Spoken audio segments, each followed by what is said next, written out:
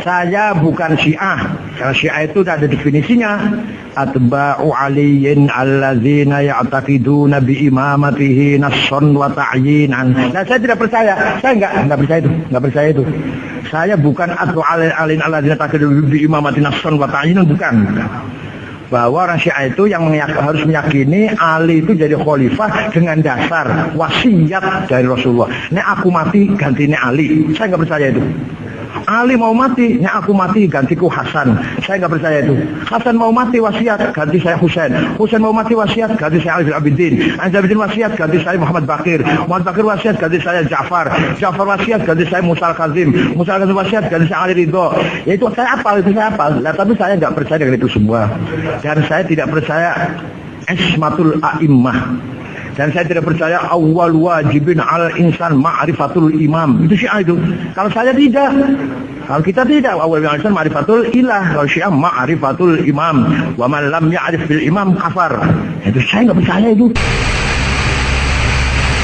Kalau antum sudah tahu bahwa keyakinan mereka itu menganggap kita Ahlus Sunnah itu kafir karena tidak ma'rifat kepada imam-imam yang mereka catat namanya itu, lalu untuk apa antum masih bekerja sama dengan mereka? Antum berhubungan dengan mereka, antum membantu mereka. Apakah antum berusaha akan mengislamkan kembali mereka? Ataukah antum memang termasuk orang-orang yang diberangus oleh mereka? Kok sampai melanggar apa-apa yang sudah digariskan oleh pendiri Nahdlatul Ulama Kiai Hasyim Asy'ari?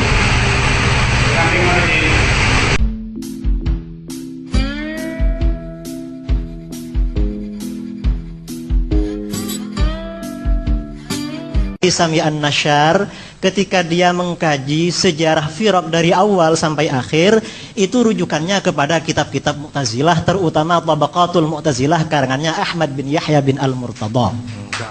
Dari situ kami sudah mengkaji, di bawahnya ada footnote-nya. Di bawahnya Dr. Ali Sami An-Nasyar itu ada. Dan di dalam buku ini, dalam buku tasawuf, Kiai kan mengatakan bahwa percaya kepada qada dan qadar Allah seperti yang dipercaya dan mengatakan Nahdlatul Ulama bil qadri khairihi wa syarrihi itu sebenarnya Jabariyah. Itu dalam logika Mu'tazilah seperti ini memang dikatakan Jabariyah, dan Jabariyah katanya mereka berawal atau dikembangkan oleh Muawiyah bin Abi Sufyan seperti Kiai katakan tadi. Dan maaf Kiai, ini katanya para pakar dalam Tabaqatul Mu'tazilah, memang orang-orang Mu'tazilah pada abad 4 kebelakangan, karena terjadi perkawinan antara Mu'tazilah dengan Syiah, ada upaya-upaya untuk menghubungkan sanad ajaran Mu'tazilah dengan Ahlul Bait, dengan Muhammad bin Ali bin Al-Hanafiyah. Muhammad bin Ali Al-Hanafiyah ini katanya belajar kepada Sayyidina Ali, lalu Sayyidina Ali belajar kepada Rasulullah SAW. Kalau begitu ajaran Qadariyah, Mu'tazilah dan Syiah dari Rasulullah, sedangkan Jabariyah itu dari Muawiyah bin Abi Sufyan. Dan ini sudah maklum dalam referensi-referensi Al-Firaq, dikatakan bahwa Al-Mu'tazilah atau Al-Qadariyah itu memang mengatakan Ahlus Sunnah wal Jamaah itu Mujbirah atau Jabariyah, dan Jabariyah itu katanya dari Muawiyah bin Abi Sufyan. Dan ini kalau dilacak lebih mendalam lagi, sebenarnya tadi yang dikatakan Wasil bin Atha belajar kepada Muhammad bin Al-Hanafiyah, ini sulit untuk dicari kebenaran sejarahnya dan datanya. Mengapa? Secara historis Muhammad bin Al-Hanafiyah meninggal tahun 80 Hijriyah.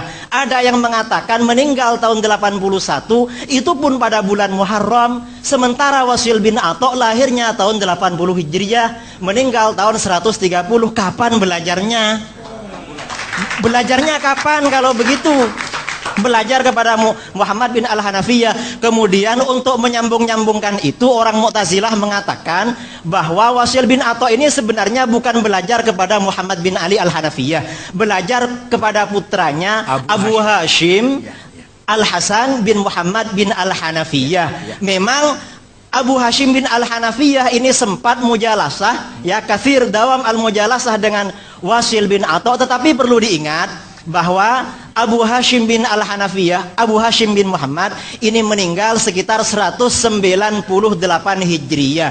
Sementara Wasil bin Atha Al-Mu'tazili ini baru ketahuan ada data yang valid menyebarkan faham-faham yang keluar dari pemahaman gurunya Al-Hasan Al-Basri setelah dia pindah ke Basrah dan berguru kepada Hasan Al-Basri, untuk mengetahui, untuk melacak bahwa pemikirannya Wasil bin Atha itu dari Abu Hashim, apalagi dari Muhammad bin Al-Hanafiyah, ini sangat sulit sekali karena riwayat-riwayat yang ada, baik riwayat dalam kitab-kitab Ahlus Sunnah sendiri maupun riwayat dalam Tabaqatul Mu'tazilah atau Tabaqatul Syiah sendiri, tidak ada kutipan-kutipan tentang pernyataan Abu Hashim, apalagi pernyataan Muhammad bin Al-Hanafiyah yang mendukung ajaran Qadariyah, ajaran Qadariyah yang sebenarnya seperti diriwayatkan oleh Al-Imam Muslim dan Al-Imam Al-Bukhari dalam sahihnya serta kitab-kitab hadis yang lain, itu sebenarnya dari Ma'bad Al-Juhani, dan Ma'bad Al-Juhani itu meninggalnya sama dengan Muhammad bin Al-Hanafiyah tahun 80 Hijriyah. Kapan dia mau belajar? Dalam kitab-kitab Rijalul Hadis dia belajarnya juga kepada Muawiyah bin Abi Sufyan, Anas bin Malik dan sahabat-sahabat yang lain. Ini keberatan kami karena logika yang dipakai oleh Dr. Ali Sami An-Nasyar dan dikutip oleh Kiai itu logikanya Mu'tazilah, bukan logika yang lain. Itu yang yang pertama. Jadi memang ada upaya-upaya dari pihak Syiah dan Mu'tazilah menyambungkan sanadnya kepada Rasulullah, sementara Ahlus Sunnah wal Jamaah dicukupkan kepada Muawiyah bin Abi Sufyan dalam masalah qada dan qadar, karena itu dianggap Jabariyah. Sedangkan dalam masalah-masalah yang lain yang katanya tawassut, tasamuh, kemudian i'tidal, tawazun dan lain sebagainya, Kiai di sini katanya itu hanya fondasinya baru dari Hasan Al-Basri, bukan kepada ulama-ulama sebelumnya, apalagi kepada Rasulullah Shallallahu Alaihi Wasallam. Sementara menurut keyakinan kami, seperti yang ditegaskan oleh Hadratus Syekh Kiai Hashim Asy'ari, Ahlus Sunnah wal Jamaah, kata-kata as-sunnah sendiri oleh Kiai Hashim Asy'ari seperti beliau kutip dari kulliyatnya Abil Baqa Al-Akbari, itu dikatakan katanya at-tariqatul mardiyah al-maslukatu fid din salakaha Rasulullah sallallahu alaihi wasallam au man huwa alamun fid din kas-sahabi mathalan.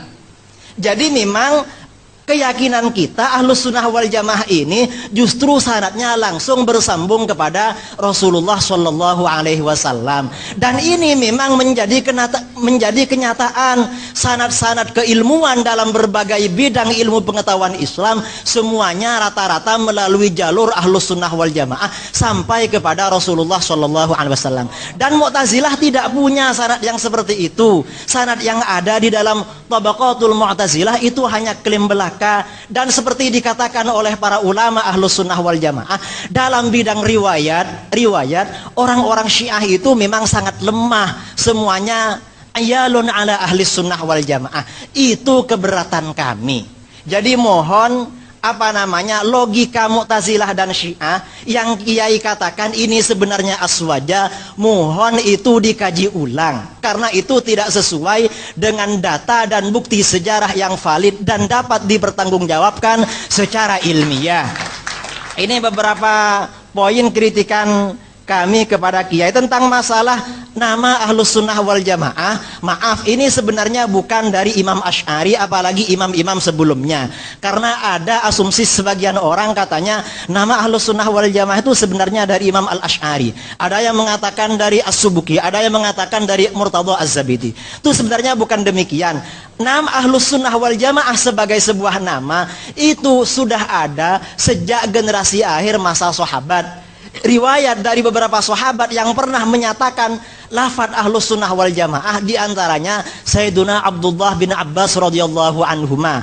Ada riwayat juga dari Abu Sa'id Al-Khudri, ada juga dari Abdullah bin Umar radhiyallahu anhuma. Itu diriwayatkan dalam kitab-kitab tafsir, dalam kitab-kitab hadis dan lain sebagainya. Itu hanya sebagai sebuah nama. Tetapi Ahlus Sunnah wal Jamaah sebagai sebuah ajaran, kami yakini itu dari Rasulullah SAW. Ini sama dengan kita ketika membicarakan Nahdlatul Ulama. Nahdlatul Ulama sebagai sebuah nama yang munculnya atas prakarsa Ki Hasyim Asy'ari beserta kiai-kiai yang lain. Tetapi sebagai sebuah ajaran, jauh sebelum lahirnya Nahdlatul Ulama, itu sudah ada tradisi-tradisi, ajaran-ajaran yang dikembangkan oleh Nahdlatul Ulama. Ini yang menjadi persoalan dalam hati kami, karena bagaimanapun Kiai Said Agil ini ada di pengurus besar Nahdlatul Ulama. Tentunya kami lebih senang, lebih simpati kalau tulisan-tulisan Kiai ini memang lebih menguatkan terhadap Ahlus Sunnah wal Jamaah sendiri. Karena terus terang sekali kami ini yang di bawah memperjuangkan Ahlus Sunnah wal Jamaah, sementara orang-orang Syiah menyerang kami dari sana sini. Lalu seakan-akan dari orang-orang sebagian pengurus NU yang mungkin pernyataan-pernyataannya tadi yang mungkin katakanlah itu keliru secara ilmiah, baik disengaja atau tidak disengaja, itu kan seakan-akan dia itu memegang tangan kami agar kami tidak memukul kepada orang-orang Syiah, sementara orang Syiah diberi keleluasaan, kebebasan untuk memukul-mukul kami. Ini yang menjadi persoalan kami yang ada di bawah, Kiai. Terus terang, kami di Jember pernah ada warga Nahdlatul Ulama sampai dipukul, dibunuh sama orang Syiah itu. Ini barangkali kemudian maaf tadi sebagai kritik tadi terhadap sanad yang disampaikan oleh Kiai, sanadnya Ki Hasyim Asy'ari dari Imam Asy'ari itu menurut kami ya dari mana itu banyak mengkoteknya, ya mungkin dihafal lagi lah Kiai ya mungkin lupa karena banyak mengkoteknya. Terima kasih. Assalamualaikum warahmatullahi wabarakatuh. Baik, terima kasih. Sebelum kami berikan kepada beliau Kiai Haji Said Agil Sirot, kita sejak awal kita sampaikan bahwa kita tabayun forumnya, kita tetap dalam suasana jernih dan hati nurani kita. Saya persilakan untuk Yai Said dulu. Terima kasih. Ya namanya yatafaqahu namanya. Yatafaqahu itu fi'il mudhari', jadi harus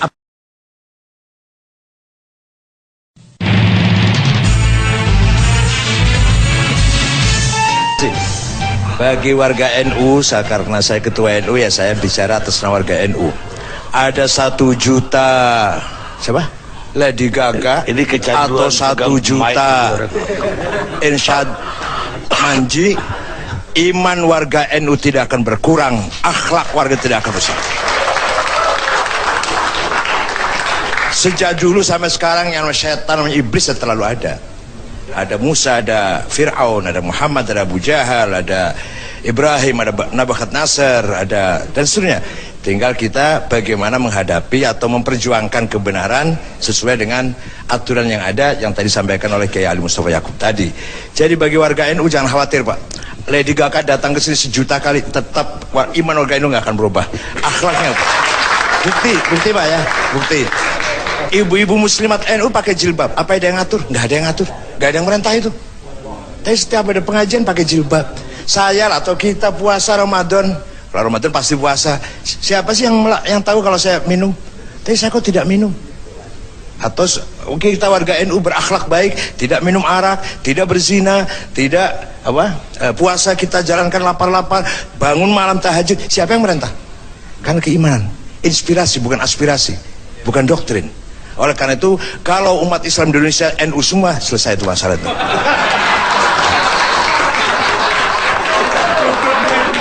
Ada lagi di TV, kawan saya, sahabat saya, kepreset ngomong. Apa dia bilang, saudara? Walau ada 1000 atau 1 juta Lady Gaga, warga NU tidak akan berubah. Saya besar di keluarga besar NU, saudara. Pengurus-pengurus FPI di berbagai daerah banyak keluarga besar NU, saudara. Kiai-kiai NU di Jawa Timur, saudara, telepon Habib Rizik. Itu pernyataan tidak mewakili NU. NU tidak seperti itu. NU Ahlus Sunnah wal Jamaah. NU tidak ridho dengan maksiat, saudara. Takbir.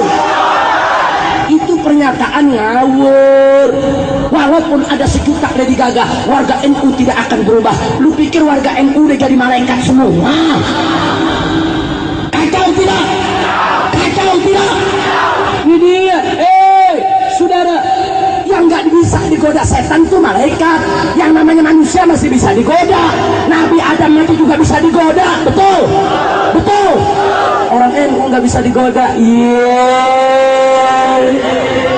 Kiai Gagat. Pokoknya nih hari udah enak aja yang bela Lady Gaga, Kiai Gagat. Takbir. Menteri yang bela Lady Gaga, menteri. Gubernur yang bela Lady Gaga, gubernur. Partai yang bela Lady Gaga, partai. Laskar yang bela Lady Gaga, laskar. Rasain loh.